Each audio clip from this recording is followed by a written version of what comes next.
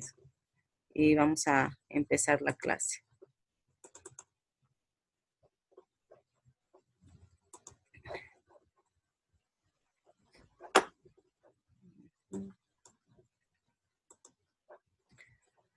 Bueno, el tema 2 que nos toca avanzar, se trata de la clasificación de los contratos y las reglas e instituciones que les son aplicables. Bueno, los contratos es muy difícil clasificarlo, ¿no? Vamos a tomar la clasificación de los hermanos Masop ante la imposibilidad de poder clasificarlos porque existen contratos innominados que responden a la voluntad de las partes. Entonces, existe un sinnúmero de contratos que pueden realizarse, pero estos hermanos Masop lo que hicieron fue agruparlos de acuerdo a las características e asignarles algunas reglas que deben cumplir los contratos, ¿no? Y vamos a tomar esta clasificación, por lo que vamos a decir que los contratos se clasifican según los requisitos de formación, donde se toma muy en cuenta el consentimiento de las partes contratantes. Es así que tenemos los contratos consensuales, reales y solemnes. Los contratos consensuales se perfeccionan con el simple consentimiento de las partes contratantes y con ausencia de toda formalidad. Ejemplo, acordamos comprar un celular de un amigo, establecemos lo que es el precio, estamos estableciendo la cosa que vamos a comprar. Este contrato se está perfeccionando con el consentimiento. Hay muchos contratos verbales que no necesitan de la firma de un contrato. Se paga el precio, te da la cosa y ya está. Aquí se perfeccionó con el consentimiento. En los contratos reales, no solamente se requiere el perfeccionamiento del contrato con el consentimiento, sino que se exige algo más, que es la entrega de la cosa, la entrega de la tradición de la cosa, entregar físicamente la cosa. Por ejemplo, los contratos de prenda, de depósito, de préstamo. El contrato de préstamo se va a perfeccionar una vez que el acreedor entregue el monto del dinero por el cual se suscribió el contrato de préstamo. El contrato de prenda se va a perfeccionar, les voy a poner el ejemplo de las casas de empeño. Este se va a perfeccionar una vez que el que está yendo a prestarse dinero entregue el bien, una joya, un anillo. Ahí se perfecciona este derecho real. Y tal vez un comentario para contribuir, decirle que este tipo de contratos o de créditos prendarios o pignoraticios son ideales para aquellas personas que tienen un antecedente crediticio malo, ¿no? Donde el banco no les va a dar un crédito por haber sido incumplidores, y muchas veces se utiliza este tipo de contrato pignoraticio o prendario, porque tampoco exige mucha formalidad. Uno va a recuperar la cosa entregada una vez pague el capital y los intereses, ¿no? Y también tenemos el contrato de depósito, que este se va a perfeccionar una vez que el depositante realice un depósito bancario a favor del depositario. Tenemos los contratos solemnes, que deben cumplir determinadas formalidades señaladas por ley. Si no cumplen las formalidades que la ley estipula, estos se podrá demandar la nulidad de los mismos. Por ejemplo, en el contrato de donación de hipoteca de anticresis, estos contratos tienen que realizarse con documento público, debe realizarse en una minuta. ¿Y qué es la donación? La donación, dice el 667, que es una liberación, una afectación del patrimonio de una persona a favor del otro. Es un tipo de contrato gratuito. ¿Y qué es la hipoteca? En los créditos hipotecarios, ¿cuál es la garantía de los préstamos? Es la hipoteca, que se traduce generalmente en un bien inmueble. Esa es la garantía del crédito, ¿no? Lo vemos en las entidades bancarias. Una entidad bancaria, lo que más te exige es tener un bien inmueble y lo hipoteca, ¿no? Una vez que te da el dinero, se hipoteca en derechos reales. Una vez que pagas el crédito, tienes que tener igual un documento del mismo valor, es decir, si este documento se hace en una minuta, como es su formalidad, también debe mandarse un documento público de cancelación de hipotecas. Lo mismo que el anticresis, ¿no? La formalidad del anticresis es un documento público, y más aún si vas a realizar la inscripción de ese anticresis en derechos reales. Si no lo haces en documento público, no vas a cumplir la formalidad y no te lo van a inscribir. Los contratos también se clasifican según los requisitos de fondo. Nos referimos a los requisitos de fondo respecto a la voluntad de las partes. Las partes están en igualdad de condiciones, anteponiendo sus intereses y surge una voluntad que se traduce en el consentimiento. Estos se clasifican de libre discusión, las partes tienen amplio margen para negociar. Se procura que los intereses opuestos se concilien, dando lugar a una contratación en un plano de igualdad y de mutuo acuerdo. Aquí ambas partes están presentes a la hora de la elaboración del contrato, se ponen de acuerdo, discuten por cada una de las cláusulas que se está realizando. En los contratos de adhesión no es así, la negociación está restringida, no hay posibilidad de que una de las partes discuta y obtenga de la otra la modificación de los alcances o condiciones, sino que se adhiere a las cláusulas unilaterales que ya están en el contrato. Esto lo vemos en los contratos de prestación de servicios. Por ejemplo, queremos hacernos instalar agua, luz, telefonía, gas. Vamos a la empresa y bueno, ya está el contrato. Tú te tienes que adherir sí o sí a él. No puedes discutir sobre las cláusulas. ¿Cómo está? Mire, ya también el Wi-Fi ya se bajó.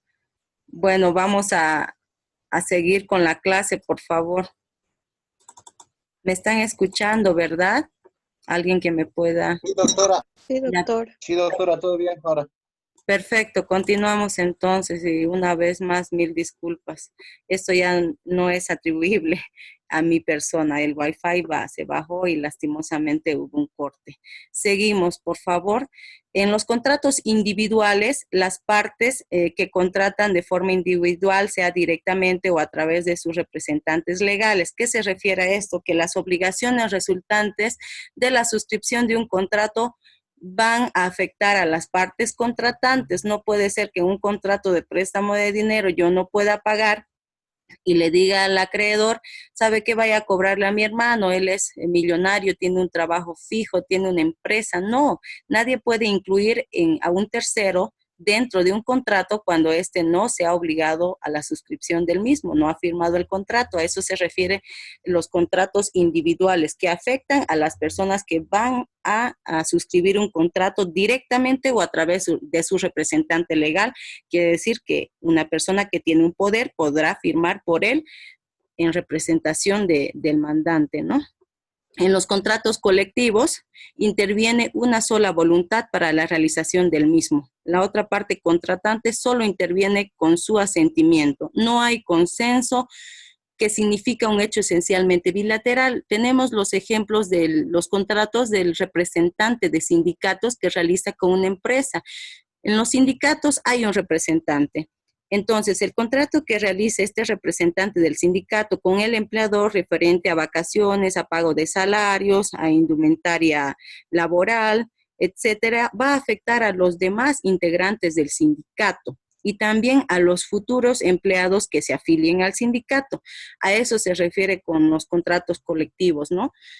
Que una persona representa a un grupo de trabajadores, en este caso, y les afecta a todos los efectos jurídicos que puedan surgir de esta suscripción.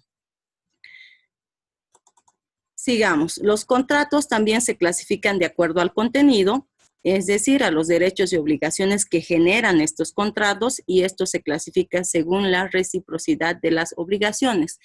Son unilaterales cuando el contrato engendra solamente una obligación para una parte y un derecho para la otra parte. En el ejemplo del préstamo de dinero, el prestatario o el deudor tiene la obligación de devolver el dinero, solamente tiene esa obligación.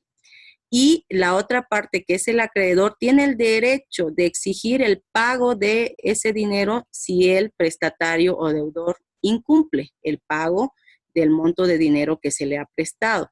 Por eso se dice que es unilateral. Solamente hay una obligación para una de la parte y un derecho para la otra parte, ¿no?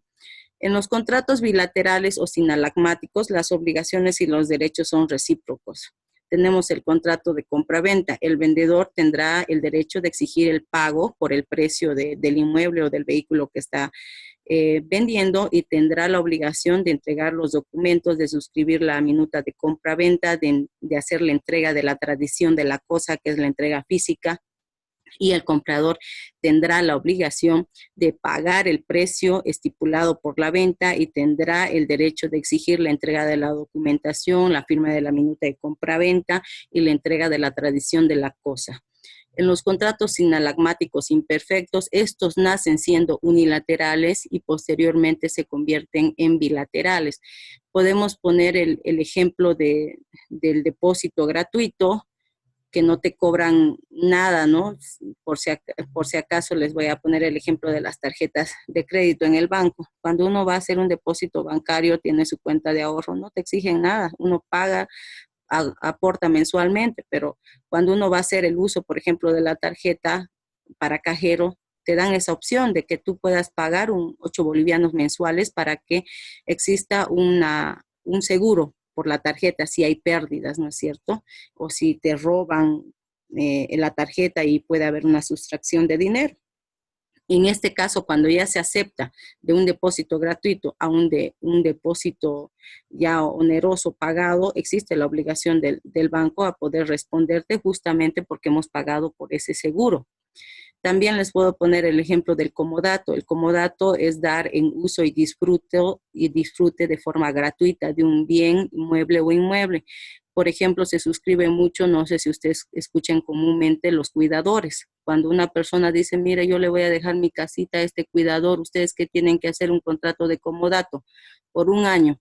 Durante ese año, el comodatario está cuidando la casa, pero puede ser que se caiga el techo, entonces decida hacer la refacción de este contrato de comodato gratuito, del comodato que es gratuito. Puede surgir una obligación bilateral, que será que el dueño de casa le reponga pues los gastos que ha realizado en la conservación y preservación del bien inmueble, que si bien en un momento era gratuito, se ha tornado también oneroso por esta situación que ha pasado, y se convertirá en bilateral porque va también a haber una obligación para la otra parte, ¿no?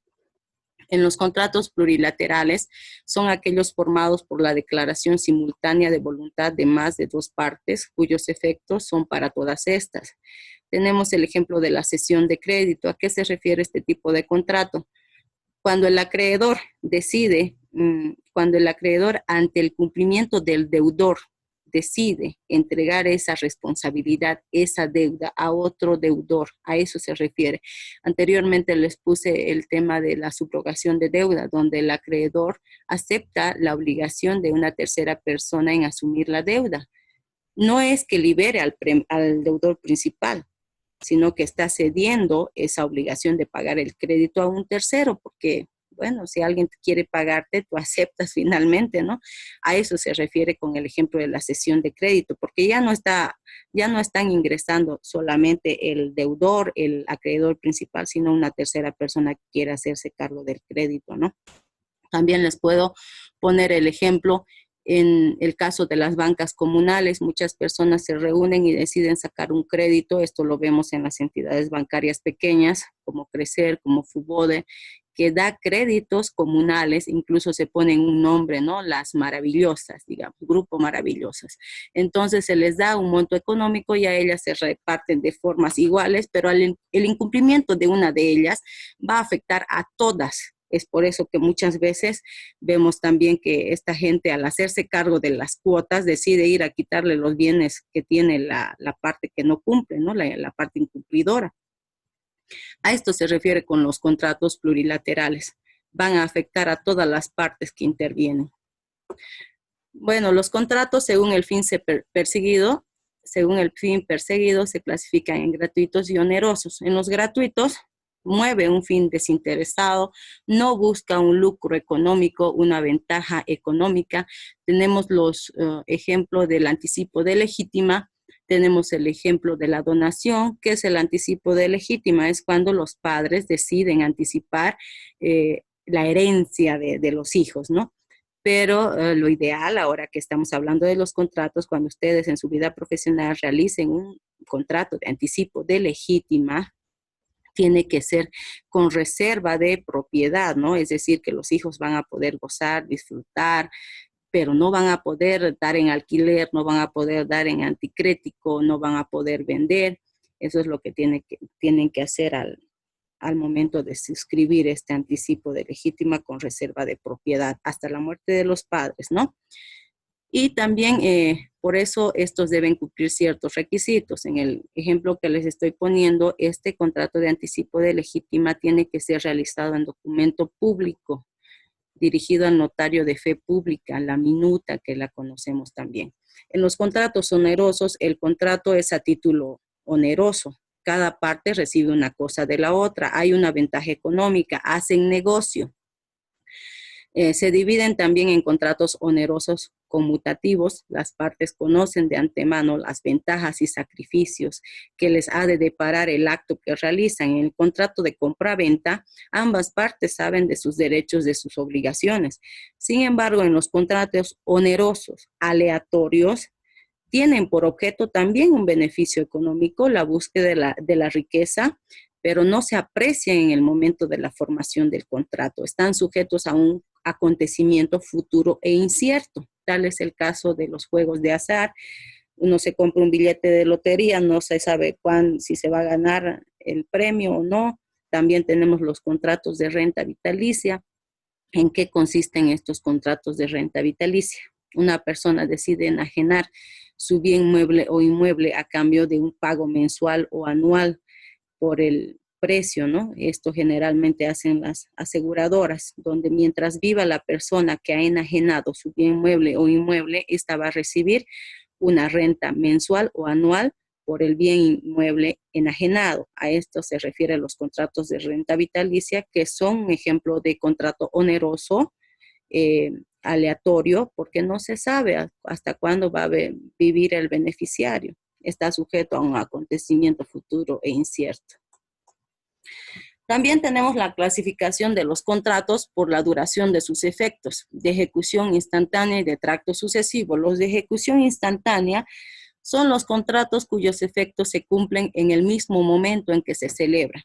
Tal es el caso de la compra-venta al contado, del contrato de permuta, lo estamos realizando en el instante. Los contratos de tracto sucesivo son aquellos en que el cumplimiento de las prestaciones se van cumpliendo en el tiempo. Tenemos el contrato de arrendamiento, donde el arrendatario tendrá en su poder la cosa, ¿no? El cuartito, la habitación, el departamento, y este tendrá que a su vez pagar periódicamente un canon de alquiler, que generalmente es un pago mensual. Los contratos por las reglas de interpretación se clasifican en nominados e innominados.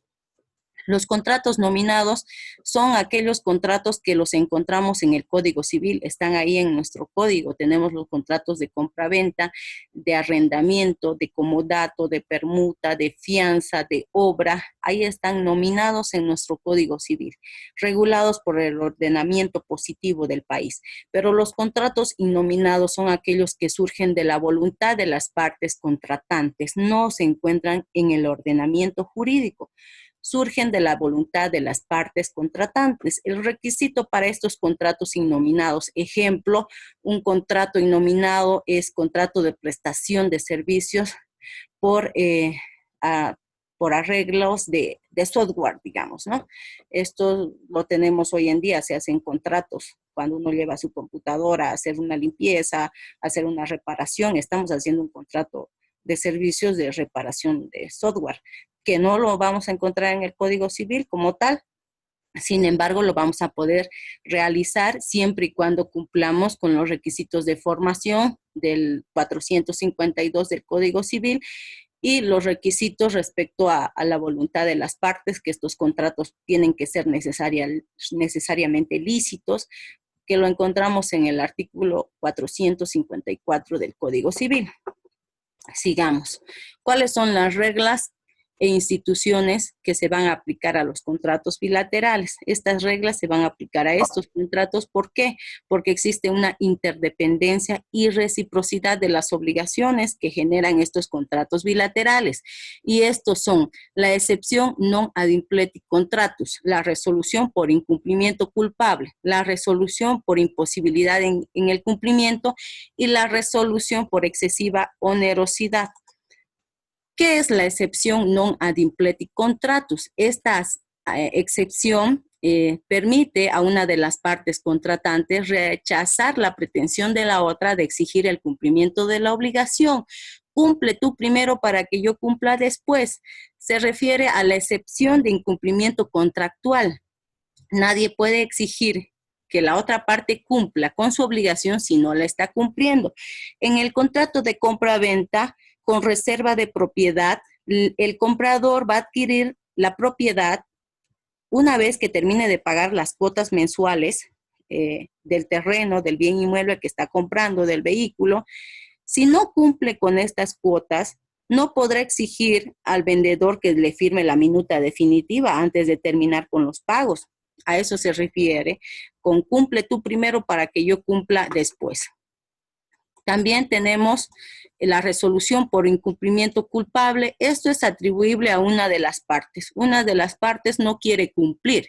Entonces, la parte afectada podrá pedir, sea vía judicial, que cumpla el contrato, el cumplimiento del contrato, o podrá pedir la resolución del contrato. Esto es de acuerdo al análisis del contrato que se haga y de acuerdo a la sugerencia que haga el abogado, ¿no? Viendo cuál ha sido el fin del contrato, cuál es la actitud del deudor, todas esas cosas, ¿no? De aquella parte que incumple, tiene que analizar y aconsejar a su cliente, asesorar a su cliente, explicándole los dos extremos, ¿no? Si pide el cumplimiento del contrato, esto va a pasar. Si pide la resolución del contrato, esto va a pasar. Y esto lo encontramos en el 568 del Código Civil. La resolución por imposibilidad en el cumplimiento. Esto se refiere cuando una de las partes se ve imposibilitada de cumplir con la prestación debido a causas no imputables a la persona, quedan liberadas de su obligación, pero a la vez la otra parte también queda liberada. En el contrato de obra donde una persona contrata a un pintor para que pinte su retrato, el pintor sufre un accidente y se fractura la mano y el brazo, no podrá realizar con esta obra de arte que ya estaba fijada, y es más, recibió un anticipo por el contrato que realizaron, sin embargo no lo podrá realizar, entonces tendrá que devolver el dinero a su cliente y ambas partes se van a liberar del cumplimiento de este contrato porque existe una imposibilidad de cumplimiento. Esto lo encontramos en el artículo 577 del Código Civil. La resolución por excesiva onerosidad se aplica en los contratos de tracto sucesivo, que son aquellos en los que las prestaciones se van cumpliendo en el transcurso del tiempo. Puede ocurrir hechos extraordinarios, imprevisibles, no imputable a ninguna de las partes, donde la obligación de una se torne excesivamente onerosa en comparación a la contraprestación de la otra parte. Lo que se busca no es la estabilidad de los contratos, lo que se busca es hacer justicia del negocio, equiparar las contraprestaciones. El ejemplo que les puedo poner es que, digamos, una empresa de confección de ropa ha suscrito un contrato con la empresa de FIL para la provisión de uniformes a sus trabajadores. Sin embargo, él si compraba la tela, digamos, a 8 bolivianos el metro, por esta cuarentena, no existe transporte para que pueda traer esa tela desde la ciudad de La Paz, y aquí en Sucre está 50 bolivianos el metro.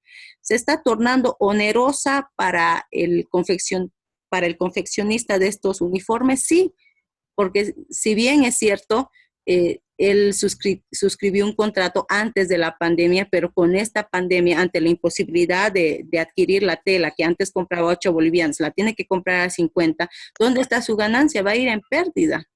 Entonces, ¿podrá llegar a un acuerdo con la otra contraparte? Sí, pero en caso no pudieran solucionar este hecho, podrá pedir la resolución del contrato por excesiva onerosidad porque le va a afectar en su economía, va a ser imposible ese cumplimiento, nadie está obligado a cumplir lo imposible. A eso se refiere con el contrato de excesiva onerosidad. Bueno, gracias. Una vez más les pido las disculpas